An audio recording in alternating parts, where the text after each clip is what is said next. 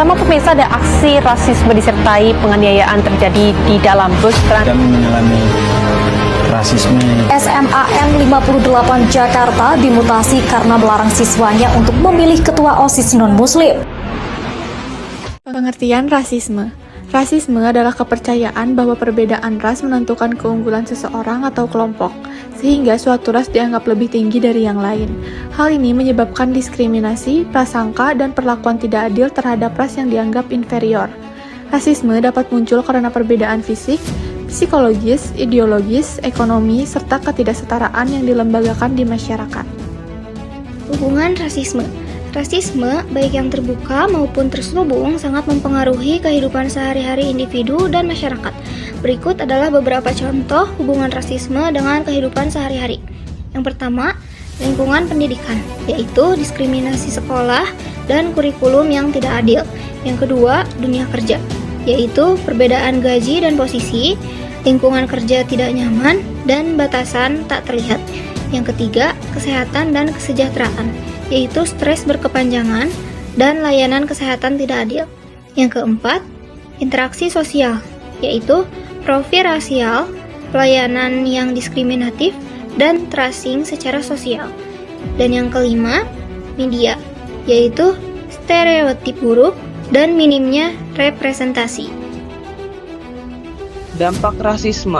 Rasisme berdampak merugikan, seperti diskriminasi dalam pekerjaan dan pendidikan, pelecehan verbal atau fisik, pengucilan sosial, kekerasan bermotif rasial, serta gangguan kesehatan mental seperti stres dan depresi. Rasisme juga bisa dimanfaatkan secara politik untuk menindas dan melanggar hak asasi manusia. Upaya pencegahan rasisme. Pertama, edukasi dan kesadaran, mengenalkan inklusivitas di lingkungan pendidikan dan masyarakat, mengajarkan tentang rasisme dan dampaknya kepada generasi muda. 2. Kebijakan dan regulasi, mendorong pemerintah untuk menerapkan kebijakan anti-rasisme yang tegas, memastikan perlindungan hukum bagi korban diskriminasi rasial. 3. Dukungan komunitas, membangun jaringan dukungan bagi korban rasisme, menggalang dukungan untuk lembaga yang berfokus pada kesetaraan dan keadilan sosial.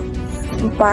Pengembangan budaya pluralisme, menerapkan pendekatan pluralisme budaya untuk menghormati perbedaan, meningkatkan integrasi sosial dan kesempatan yang setara bagi semua kelompok.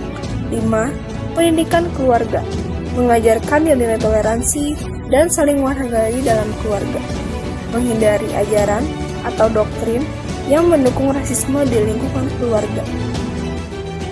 Di Indonesia, rasisme terhadap orang Papua masih menjadi kenyataan pahit. Salah satunya terekam saat demonstrasi mahasiswa Papua di Bandung tahun 2024 yang menyerukan hentikan rasisme terhadap orang Papua. Ini bukan hanya seruan, tapi jeritan hati mereka. Rasisme bukan sekedar persoalan warna kulit, tapi juga simbol identitas. Di Korea Selatan, beberapa perempuan berhijab mengalami diskriminasi dalam dunia kerja dan pendidikan. Hanya karena hijab yang mereka kenakan, mereka dianggap berbeda bahkan tidak diterima. Padahal hijab adalah pilihan iman, bukan ancaman. Rasisme gitu di sini, sumpah kayak.